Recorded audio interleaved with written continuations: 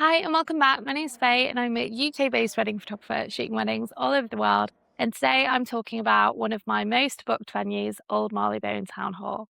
Now, Old Marylebone Town Hall is one of the most, if not the most iconic wedding venues in London for smaller celebrations, intimate celebrations, although it does have the Westminster room, which I've photographed in many times as well, which can accommodate much bigger weddings. There's different reasons why someone might choose to get married at Old Marylebone Town Hall. I think the two main things is either they want a no fuss, no frills celebration. They want to put their budget elsewhere, maybe the honeymoon, maybe the outfit, maybe a really fancy dinner with their closest people.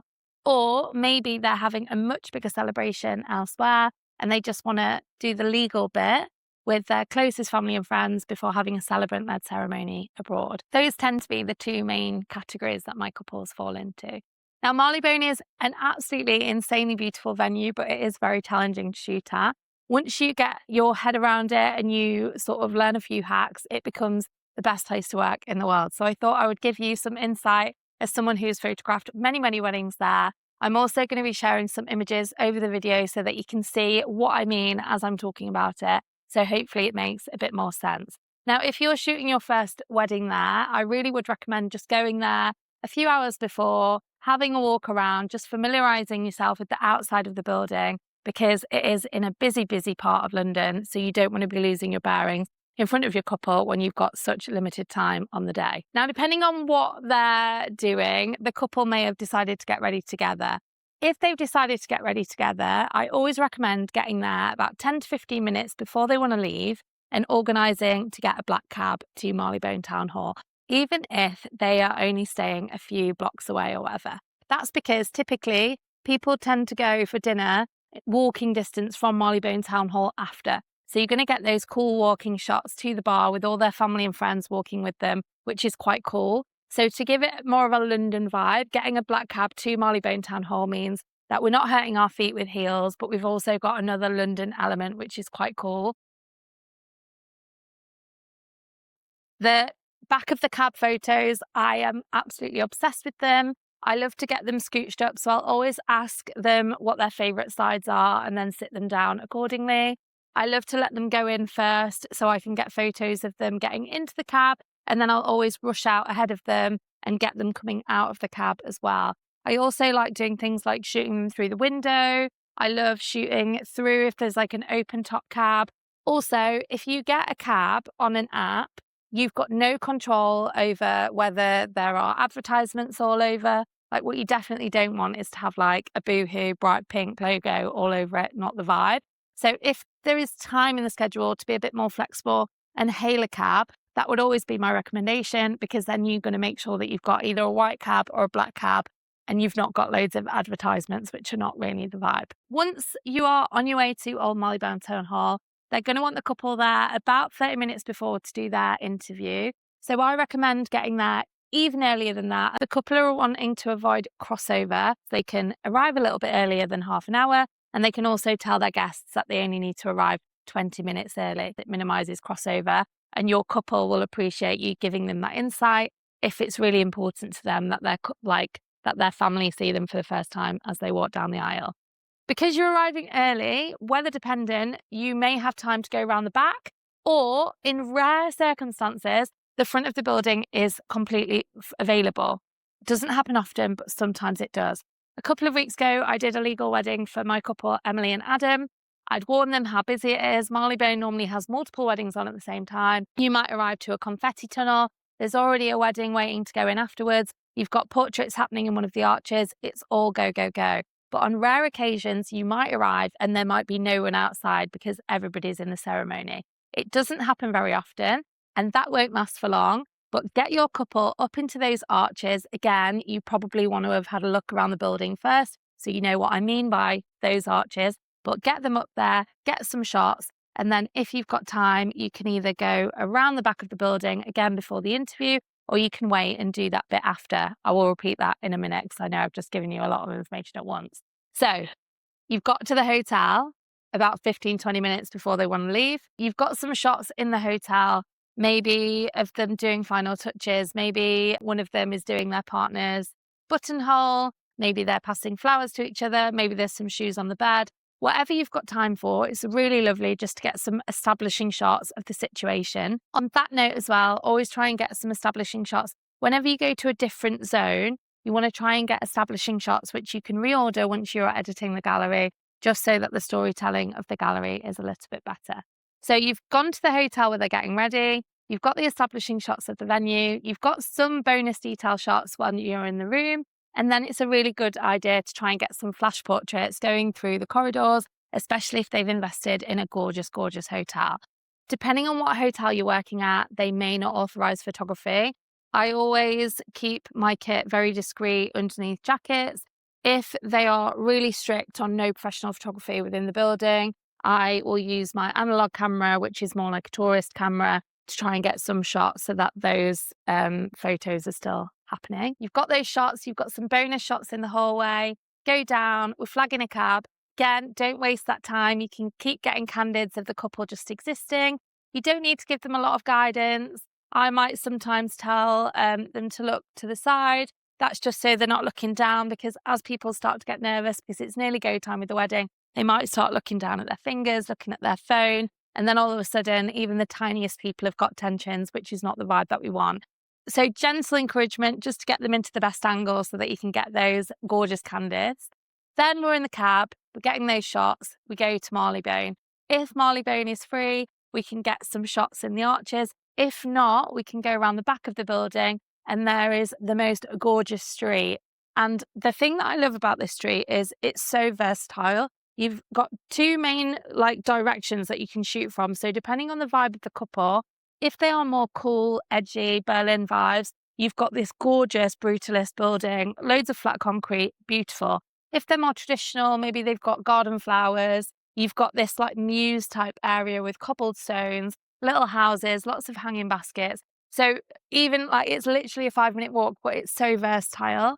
And the other good thing about this and the walk to the street is that it's in such a central part of London that you're going to have red buses going past, black cabs, loads of quintessentially London things, which I just think add to the magic of the gallery. So all of this has happened before you've even gone in for that interview, which is amazing, because when you've only got short coverage, you want to be shooting as many different situations as you can so that when you come to do the final gallery, you've got lots and lots of choice. Trust your camera, keep moving, think about where the light is, use colour blocking, all of this stuff. Just get really creative. Don't overthink it. As a general rule, I have my minimum shutter on 1/125. But whenever I do city weddings, I always up it to 1/250 because reduced coverage in city weddings tend to be a lot more frantic. And whilst I love a little bit of blur, I don't want all of my gallery to be blurry because I've been running around like headless chicken and going crazy. So that's something that I do just to make sure that my images are a little bit crisper, even though I'm running around and moving my camera so much more than I would be. On that note as well, and apologies if this is teaching you to suck eggs, but this is stuff that I didn't know when I first started, and I never know the level of whoever's watching this. So I always try to give these little hacks because to me it's obvious now, but it might not be obvious to you depending on where you're at in your photography journey. When you move your camera from here to here super fast and you just start shooting straight away, you're going to find that when you go to edit, your white balance is going to be all over the place. It's really important that when you move, you wait a second and you can see on the screen the images change depending on the white balance. It needs just a second or two to recalibrate.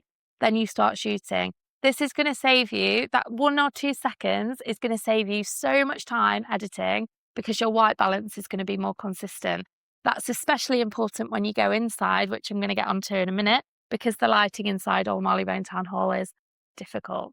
Okay, so they go in for their interview and you've got a little bit of time to get your bearings, wander around and see where you're going to shoot, what you're going to do.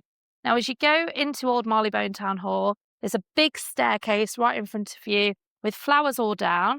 The toilets are on the left-hand side. And on the right-hand side, you've just got some more stairs, which you can also use for portraits after, depending on what's going on around and how much limited space there is. So you go up, there's one central staircase, and then there's 2 other staircases here and here.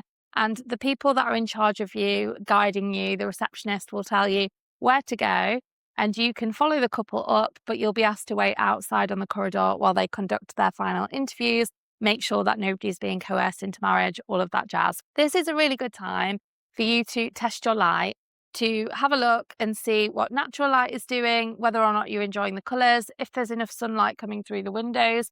Now, one of the issues that you've got in Marylebone Town Hall with the natural light is that there's spotlights consistently throughout the building. There's also a lot of mahogany, which is going to give everything like an orangey glow, which is not the best for natural light portraits because it can give skin a little bit of a yellow tint.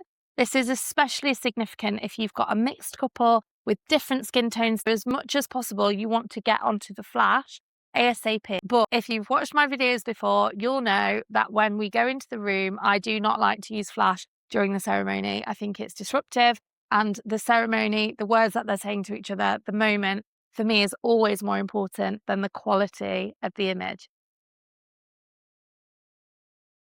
So when we go into these rooms, depending on what room, you're going to be quite stressed about the light because you've got these spotlights and it's ambient and there's a lot of like yellows and blues and it's just quite tricky. And I just want to reassure you that it's not you. It's just a really difficult room to shoot in. And even now that I'm really experienced, I still find it quite tricky to shoot in those rooms. The Westminster room is the best one, but it's huge. So you probably won't be working in that one because that's reduced for the like 100 guest count wedding. But that one's the best one because you're stood here and there's a massive window behind you. So you've got loads of gorgeous natural light in front on the couple as the person walks down the aisle. It's just gorgeous. That being said, the wider group of candidates, they will be quite dark. So you could use flash, but if you don't use flash, I'd recommend using a prime because you're going to get more out of it that way. The other rooms though, however, not the Westminster room, the windows tend to be on the side, which is not ideal. Like it's not going to be giving your couples a massive glow. So what I'd say for this is, with the other rooms where the window isn't necessarily in the best spot, you can use flash. As soon as they've signed the register, go straight onto flash. But before then, try and use a prime if you can. But also just be aware that you might be putting a lot of them into black and white, and that's okay. When I'm editing, I'm doing a lot of reducing contrast. I'm using masks. I'm reducing the vibrancy. Quite often I'll reduce the vibrancy before I reduce the temperature because I feel like it gives the skin like a really healthy glow rather than making it look flat and like lifeless. It just reducing the vibrancy for extra warm situations. It's also the same in direct sun. I feel like that helps a lot more than reducing temperature. So give that a go if you're struggling to balance those colours. And then, yeah, just uplifting shadows. But typically, as soon as they've signed the register, I'll go straight onto flash.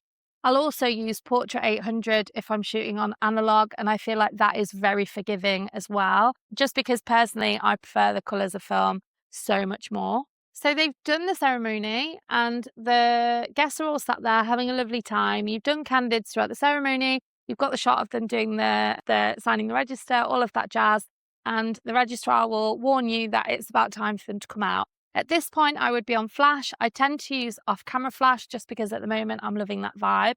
So I get ready to do off-camera flash, get them as they're coming out. Now, once you're onto that main corridor again, remember that you've got 2 staircases, and the staff at Marylebone Town Hall are amazing. They will say, the couple can be down that one because we're going to send the guests down the other one. So whichever one the guests are going down, you've got the other one to take photos, but you've only got 2-3 minutes max on those stairs, because then the couple need to go down ready for confetti. It's really fast.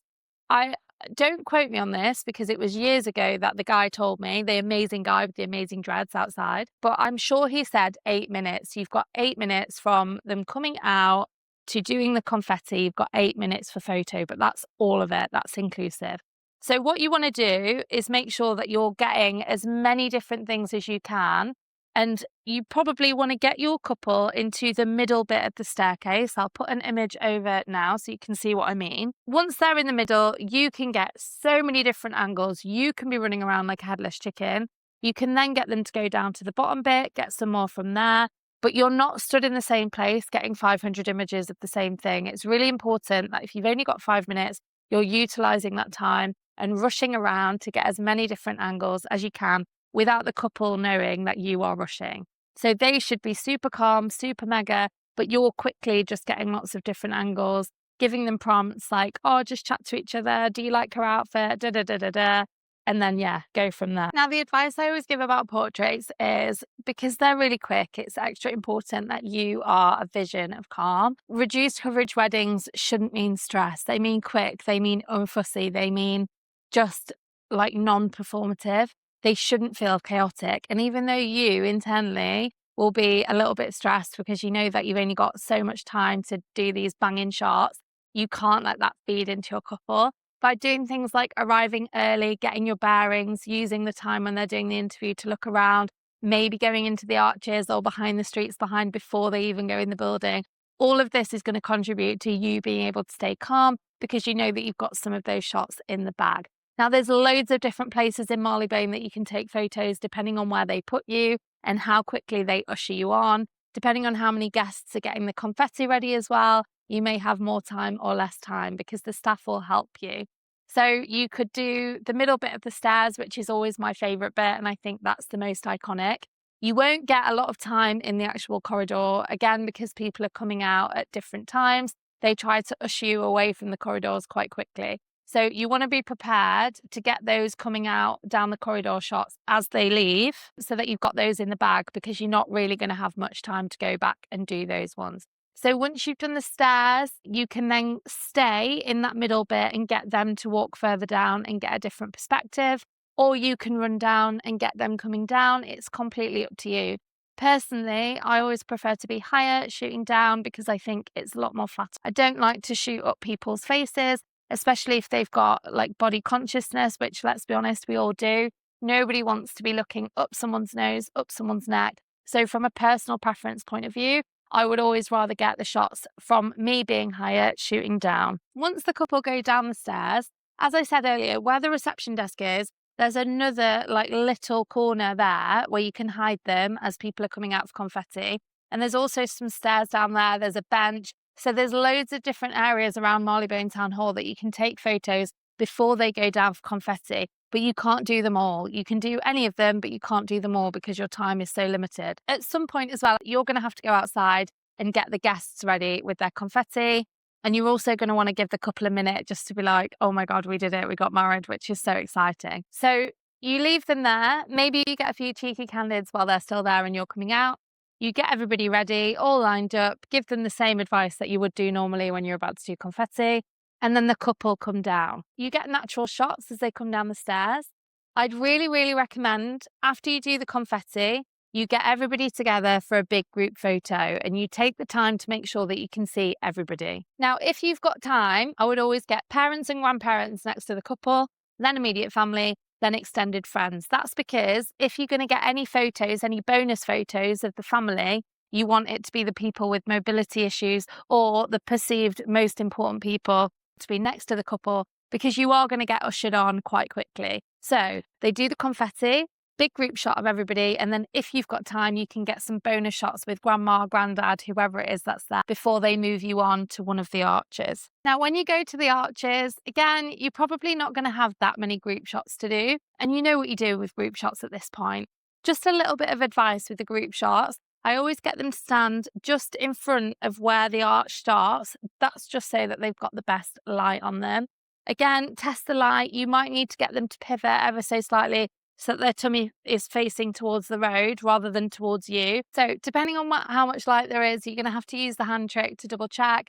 I know everybody wants the straight on photo, but quite often if the light is horrific, you might need to get them to just pivot ever so slightly or get their bodies facing you, but them to look at each other. So you've got a few easy, like even light ones where they've not got loads of shadows all over their faces.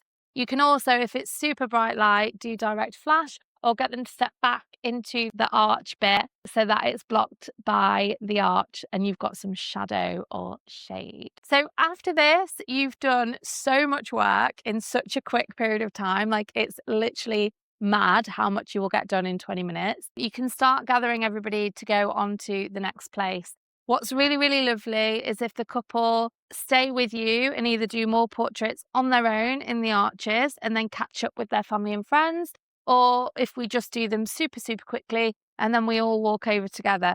If you've done portraits before Old Marylebone Town Hall, before they've gone in, before they've got married, you probably will be able to just get a couple in the arch and then everybody head over to the next place together. So it's really important, again, for you to ask your couple what their priorities are. Do they want to be with their guests, or would they prefer to hold back and have a bit more time, just them, after the excitement of getting married is like really sunk in? Because some couples, the portraits are really important to them. 5 minutes isn't enough for them. They want to have more. Only your couple will be able to tell you that. So just communicate with them that they've got options. Sometimes you've got older guests with mobility issues that will need to get taxis anyway. So the guests will sort themselves out. And it's always really, really lovely for you to either walk there with them to the next zone, or again, you can get a black cab, whatever it is. Now, when you're walking to the next place, you just want to keep getting candids, cross the road, get them straight on, walk behind them, focus on the feet, look at any shadows. If they're holding hands, get detailed shots of the rings, all of that stuff, detailed shots of the jewelry, stuff that you might not have photographed yet, with a focus on them both now having wedding rings, of course. And then it's a really good opportunity for you to encourage gentle prompts like, oh, can you just give your mum a cuddle, or whatever it is that you would say to get them together. And then, yeah, in a nutshell, that's it. You've gone on to the rest of the day and you do your thing. I feel like I've covered everything in detail, but if I've missed anything, please pop your questions down below and I will get back to you. It is definitely an intense wedding day, a town hall wedding, a city hall wedding, but they are the best and I really love them. And yes, there's loads of examples of galleries on my Feywild photography blog. So feel free to go over there if you want to see more from any one wedding. And yeah, good luck. If you've got one coming up, you're going to absolutely love it. And yeah, all the best. Thank you so much for being here and watching this video. I hope you found it useful. If you did enjoy it, please do consider subscribing. You can explore lots more generic advice, helpful vlogs, all the rest of it via my YouTube, where I am showing up once a week with things that I think you will find helpful, whatever stage you're at in your photography journey. Thank you so much.